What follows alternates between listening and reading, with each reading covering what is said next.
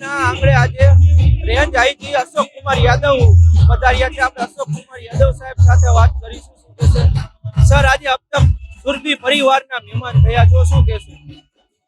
આજે આપતક દ્વારા સુરભીના જે ગરબા ગ્રાઉન્ડ ઉપર ખૂબ જ સરસ ગરબાનું અને નવરાત્રીનું આયોજન કરવામાં આવેલું છે। તમામ ખેલાડીઓ ખૂબ જ શાંતિપૂર્ણ રીતે માહોલમાં ગરબાનું અહીં આયોજન મજા લે છે। આ તમામ આયોજકોને આખી ટીમને અભિનંદન આપું છું, ખૂબ જ સરસ આયોજન કરવા બદલ। સર, આજે આપ અબ તક સુરભીમાં આપ પણ ગરબે રમ્યા છો, શું કહેશો? કેવી મજા આવી?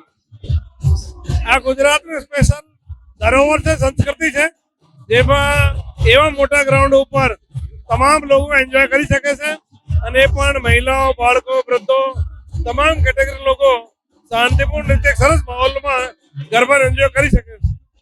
સર, ખેલૈયાઓને શું કહેશો? ખેલૈયા માટે તમામ પ્રકારની રાજ્ય સરકાર દ્વારા વ્યવસ્થા કરવામાં આવેલી છે। તમામ જગ્યાએ પોલીસનો બંદોબસ્ત છે।